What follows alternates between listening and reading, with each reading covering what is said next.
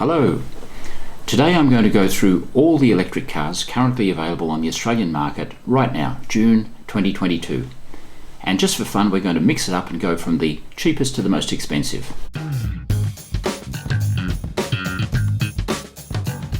And for each car, we'll put up a little table showing their range, power, acceleration and price, the key factors. And make sure you stick around till the end, because we'll have a talk about the most critical issue of all, charging. You want to hear two dirty words? Petrol prices. $2.50 a litre I paid yesterday. I distinctly remember when I first started driving, 13 cents a litre, so it's gone up 20 times. And do you think it's going to get any better anytime soon? Embargoes, Russia, war, inflation, interest rates, and of course price gouging by the opportunistic international petrochemical companies. No, it's only going one way, and that's north. We know it, you know it, and who knows where it's going to end. $3 a litre, $5 a litre. So at what point do you decide, I think I might go electric?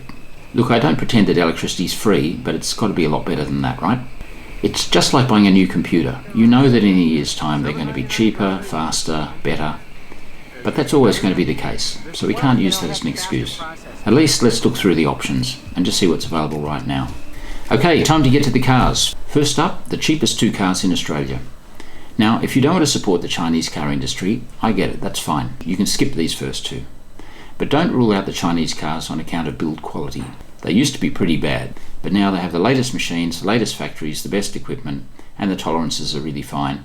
So you'll find that often Chinese cars are very reliable and equal to what's coming out of Japan, Korea, or even Europe. The Ato III is from China's largest car maker, BYD. Never heard of them? Build Your Dreams have sold 1.5 million plug-in cars already, 800,000 of them fully electric. This is a huge company, 200,000 employees, 200,000, and they've been around for 25 years. That's longer than Tesla. Not a bad looking small SUV with decent performance and range, and heaps of features you wouldn't expect for 45 grand. They've worked hard to make it quirky inside, but that interior is going to freak some people out though. For 48 grand, you get an extra 100 k's range, up to 420k. The first right-hand drive spec Australian cars arrived just last week, so it's starting to get real. There are no dealers, but a showroom in Sydney and a direct-to-consumer sales model from EV Direct Australia, a bit like Tesla. So questions still need to be asked about parts and servicing availability. As soon as we can, we'll try to get one to review. It does actually look good, very well featured, and I think it is going to take off. But seriously, nobody needs a rotating tablet on the dash. Just no, that is not cool. You're trying too hard, BYD. At the same price, the MG ZS EV, also made in China. Similar specs, but already looking a bit dated by comparison. A little slower, but the difference is it's a conventional dealer network, so no concerns about where to get it serviced. Almost 100 dealers in Australia and New Zealand. By all accounts, quite reliable, 7-year warranty. Obviously nobody is fooled by the British heritage thing, but MG has been the big growth story in Australia over the last few years. They ran out of stock recently, but it looks like it's available again. Just don't expect too much excitement. Capable, but bland. Same for the Nissan Leaf that's been around 10 years, can you believe it?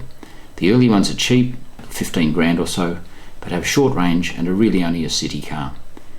A new one has acceptable range and performance. Due to the fact that it's been around so long, it's still the world's best-selling pure EV. But I'm sure it'll be overtaken soon, probably by the Model 3 or Model Y. Personally, for a car that starts at 53k, I think they look a bit uninspired, dated. Next up we have two from Hyundai. There's the Hyundai Ioniq, not the Ioniq 5, we'll get to that in a minute, but the old Ioniq. Now they've just released a new version of this overseas. We haven't got it yet here, but the old one's been around a few years now, and undoubtedly it's got great build quality. It's a sensible car. Here are the specs. It's pretty slow, but it's still a really decent car. For about $10,000 more, we've got the Hyundai Kona EV, and we did review the Kona N, which is the petrol engine performance car. But if you're after a small SUV, this one could really fit your bill. Hyundai quality, as we know, is very good, and reliability and warranty is very dependable, as we know, so this one might tick the boxes for you. It also has significantly better performance than the Hyundai Ioniq. So the choice is yours, sedan or SUV. The mini hatch pure EV has been around a couple of years, but let's just rule it out. Despite looking cool, being reasonably brisk around town, and being the lightest car here, which is good, I could not pay mid-60s for a car with a maximum range of 222 kilometres. So on a freeway trip you need to stop less than every 2 hours. Kia Niro EV, 67 grand, but you'll find last year's model a bit cheaper, maybe 60 grand at dealerships. Like everything so far, it's front-wheel drive. A new model came out a few months ago, but Australia is still selling the old design, which is starting to look a bit dated as well. But the interior is very nice. Kia quality, very good. 7-year warranty and a range of 450k is very good. Performance is okay, but not breathtaking. So yeah, maybe. It's a safe bet and a quality car that's got a lot of accolades. But you're in serious territory now, and for just a bit more, we're up against the benchmark car. You know what it is. Yes, it's the Tesla Model 3. Standard range, single motor, rear-wheel drive. 70k on the road drive away. Bad points? Elon Musk's gone a little bit off the rails lately. If you're an Elon Musk hater, move on. Don't like the fact they're made in China? Move on. Minimalist interior with no instruments in front of you and almost everything controlled by the tablet thingy. Even the lights, wipers and aircon. Don't like that? Move on. But if you're still with us, amazing car. Great vision, space, comfort, and even the slowest Model 3 is very quick off the mark. The biggest advantage is, as I mentioned, the national supercharger network that's exclusively for Teslas at the moment. The Model 3 is very popular and justifiably so. The downside of that is that once your order is placed online, you have a long wait. Current estimate is 8 to 12 months. The used car market knows this, and a low mileage second-hand one is generally more expensive than a new one. So that's the Model 3.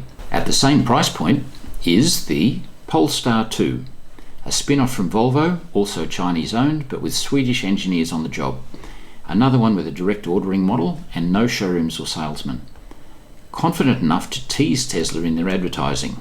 Built on the same chassis as the Volvo XC40 Recharge, we'll get to in a minute, but cheaper, with a more streamlined lower body.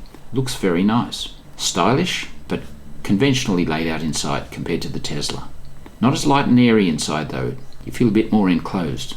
At 70k, it's not badly priced, but the desired option packs add another 10k to add things you might expect to be included as standard, like a panoramic sunroof and adaptive cruise control, which you find on a lot of the cheaper cars we've already covered. Nice solid car though, fairly heavy at 2 tons, but a good range, 440k's. From around $71,000 we have the Mazda MX-30. Mazda's first fully electric, the MX-30 oozes Mazda quality and looks good too. Interior is beautiful, but only in the front seats, very crammed in the back. But it's not quick, and only a 224k range, not good enough. That's not going on anybody's shortlist. Now we get to a seriously modern car, the Ioniq 5 from Hyundai. $72,000 start price for the base model. The downside is that they're bloody hard to get. They arrive in batches a couple of times a year. You don't get to choose your exact spec, you register your interest, then one day you get the notification, grab the one you want before they get released to the public. On the upside, this is a distinctive quality car with heaps of space, good long range and plenty of features. You won't be disappointed. And alongside it, the sister car, the Kia EV6, built on the same chassis with almost exactly the same drivetrain and performance spec, but with completely different styling. Square edges have become curves, white has become black, and the price up a few $1,000s. But a more conventional ordering process through your local Kia dealer. Once again, demand is outstripping supply, small allocations to dealers, and very hard to find. These two cars, the Ioniq 5 and the Kia EV6, are truly groundbreaking and worthy of the accolades they've been receiving. Next up, just released last week, also at about $78,000, the Tesla Model Y SUV single motor. Essentially the same as the Model 3 but taller, roomier in the back thanks to a big hatchback rather than a boot, but $7,000 is a big price to pay over the sedan. Again, hugely popular and you're likely to have to wait a while. Volvo is now owned by Chinese company Geely, but the XC40 Recharge is still very much a Volvo. It's like a taller, chunkier version of the Polestar II with the same performance, but the claimed range is over 500k in the Volvo. I don't quite know why. The main difference is you're dealing with a regular Volvo dealer for servicing. So let's go back to the Polestar. At $80,000, the all-wheel drive version of the Polestar II, the first one into serious performance territory. Sub 5 seconds to 100k's, range over 450 kilometers, 660 newton meters of torque. This is serious performance now. As before, you'll pay extra for stuff you might thought should be included. Another $2,000 and you get the all-wheel drive version of the Hyundai Ioniq 5. This is the car we tested and it was quite amazing in a very Back to the Future way. Here's the link to our review. Not as fast as the Polestar II, but it had just effortless urge whenever you needed it. Claimed range is 430k, but realistically it was about 380. Please remember to discount the claimed range figures for everything in this review by about 10 to 15%. Also starting at $82,000 is a new player, Lexus, with the UX 300e, their first foray into a full electric luxury small SUV. Modest performance, no faster or longer range than the cheapest cars here, but no doubt it'll have Lexus build quality and try to woo the Mercedes buyers. So no coincidence that has an identical starting price to the Mercedes EQA 250. You can try to haggle with your Merc dealer, but it won't work. They have a non-negotiable pricing policy now. Maybe it will work, I don't know. They encourage you to order online, but that didn't work for me either. Built on the old GLA platform, elegant and unfussy exterior design that doesn't attract attention, but no doubt it's pretty fancy inside. Performance is modest, but a claimed range of up to 400k is okay. Next up at $85,000, ooh, getting expensive now, are two all-wheel drive cars, the Kia EV6 long range and the Volvo XC40 Recharge all-wheel drive version. Both of these cars over 2 tonnes, claimed range over 450 kilometres and over 600 metres of stump pulling torque, so they'll both get you to 100 k's in around 5 seconds flat. But from there it's a big step up in price and performance to the Tesla Model 3 Performance. We tested this one as well. It's actually less expensive now than it was back then, but at just under $100,000, twice the price of the cheapest cars here, and you'll need a good reason to move up from the previous two I just mentioned. When we reviewed it, I thought it was absolutely thrilling. Mark was less impressed, but he still liked it. 0 to 100 in 3.3 seconds. Game over for petrol engines at any legal speeds. And a claimed 547 kilometre range is very good. For that money, many people expect more fancy buttons and visual adornments to flatter them. Personally, I don't care, and I wouldn't be adding the so-called full self-driving function either, as driving is what I like to do. The standard advanced cruise control is very well featured anyway. It is a brilliant car. A lot of room inside for a compact design, light, airy, so fast. For exactly the same money, 100 grand, the top of the line all-wheel drive Kia EV6 GT is also bonkers fast. It's really no surprise how these manufacturers price their cars right up alongside one another. Both those cars will do 0 to 100 in an AMG thrashing 3.5 seconds or better. But if you want buttons, this is the one. It's heavier than the Tesla, and we can't tell you how it stops and handles yet. But Kia, yeah, please get us one. Next up, new player, BMW i4 eDrive 40. A luxury rear-wheel drive performance sedan is entirely appropriate for BMW, that's what they do. Although you don't expect BMW sports sedans to be over 2 tonnes, do you? But nice to see one that's not an SUV. Based on the 4 Series, pretty fast, over 500k claimed range, and like all BMWs, very flattering to the driver.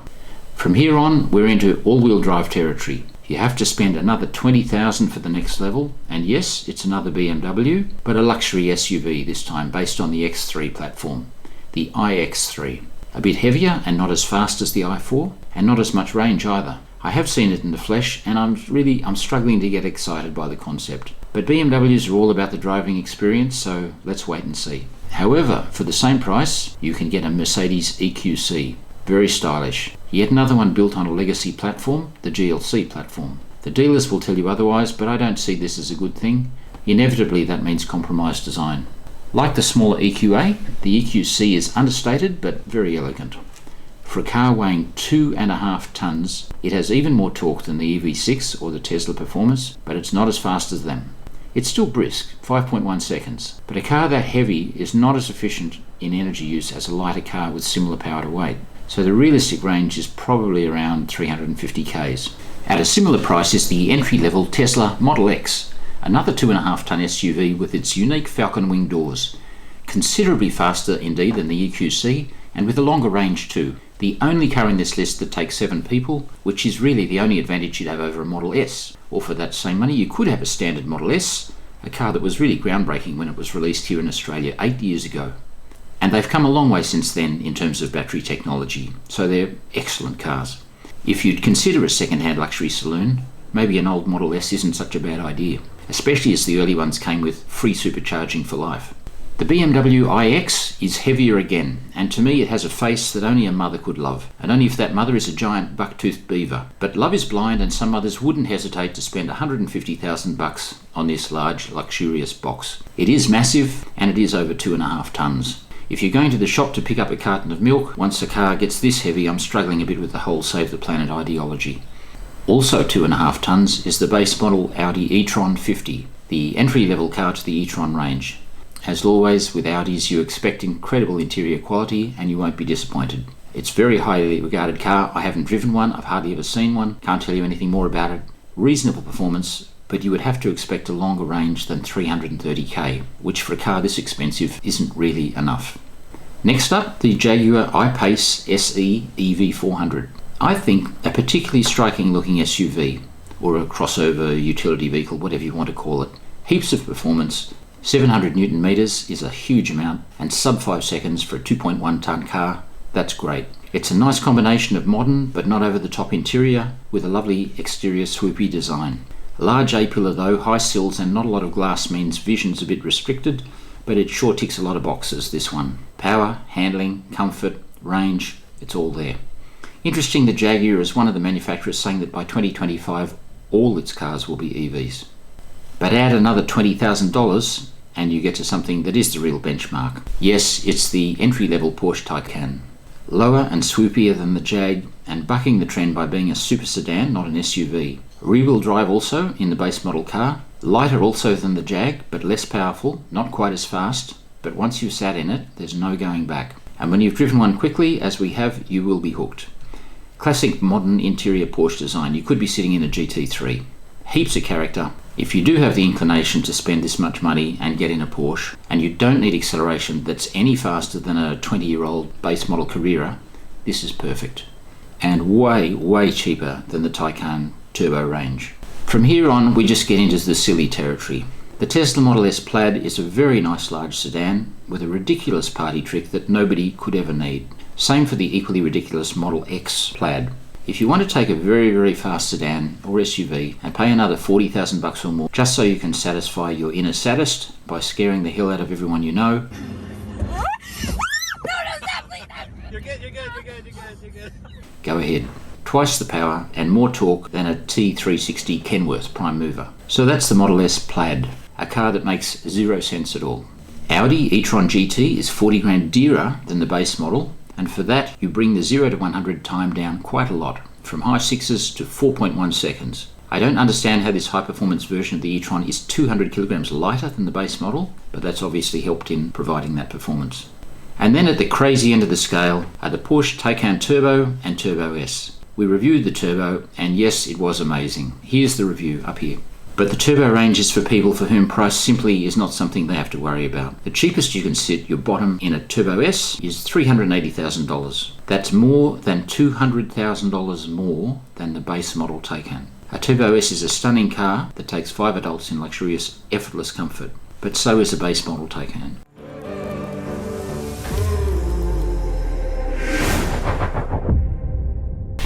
There's nothing more certain that this list is going to get out of date really quickly. So if it's the future already and you're watching this, I apologise for all the models that have arrived that aren't on the list. BMW and Mercedes, for example, another 20 models on their site saying coming soon. So important vehicles are missing simply because they're not sold here. So no Chevy Bolt, no Ford Mark-E, no F-150 Lightning, no VWs at all, no ID3, no ID4, no Skoda Enyaq, no Tesla Cybertruck. But there are some very significant EVs that are coming really soon that aren't on the list. The BYD cars, known here as the Ato IV Seal and the Ato II Dolphin, very significant affordable cars due later this year. Like the Ioniq 6, the sedan version of the Ioniq 5. I need to talk to you about the most important topic, the elephant in the room, charging and range anxiety. Very valid concern. Any new EV owner needs to think about this. Where and how are they going to charge? Everyone is rightly concerned about the rapidly growing public charging network not keeping pace with the uptake of EVs. Just remember that the best, cheapest and most practical place to charge for most people is at home, overnight. If you have a carport or garage, It's not expensive to get a wall box installed to ensure you get the highest possible charge rate. If you live in an apartment block that doesn't have power to your car space or a dedicated EV charging point, most don't, you need to talk to your body corporate and solve that problem before you commit to an EV. If there aren't already other EVs in your car park, there probably soon will be. If you don't have off-street parking, you probably need to look at your charging options before you buy. It may be that a small capacity petrol car is actually better for you than a hybrid. I made a video about hybrids, you can see it here, it's quite interesting. Electric vehicle take-up is rapidly taking off, but public infrastructure is going to struggle to keep up for a while. But right now, if you depend on public chargers, you'll probably find yourself snookered at some point. When you're running low on electrons, you turn up somewhere and all the bays are full or broken or parked out by non-EVs. That's going to be especially annoying. EV charging etiquette is a culture adjustment we're going to have to learn. Yes, you need to do a bit of planning. Lastly, if you are considering a Tesla, things are a lot easier. They have their own supercharger network, currently for use only by Tesla vehicles, but that may change. Teslas have lots more options for charging on long trips and more charge bays. So that's a plus for them if you are thinking about one of those cars. So what would I buy? If I only had 50k, I'd probably take a punt on the Ato III or wait for the Ato IV sedan. With 75k, I'd probably go for a Tesla, but mainly because of the supercharger network and the ease with which you can charge it up. With $100,000, it'd be a split for me. I think either the Kia EV6 GT or a Tesla Model 3 Performance. Either of those cars make me blissfully happy. Next, there's a huge amount of FUD intentionally being put out by groups who rightly or wrongly feel threatened by renewables. It's a topic I've touched on other videos, but there is a hashtag fake news propaganda war being waged by sections of the fossil fuel industry through social and mainstream media. Easy to see why. Billions of dollars a year flow from your pocket through the Bowser to the government and the petrochemical companies. So please be skeptical of the 20 reasons why EVs are actually worse from the planet bullshit. These manufacturers have said they're going to be all fully electric, as in no more internal combustion motors at all by 2030, and these ones by 2035. And these ones will have an electrified version of every model in their range by 2025. That's just 3 years from now, before the next election. Thanks for watching today. I hope it helped. Let's just hope the public infrastructure can grow at a rate to cope with demand. Next week, proper car reviews.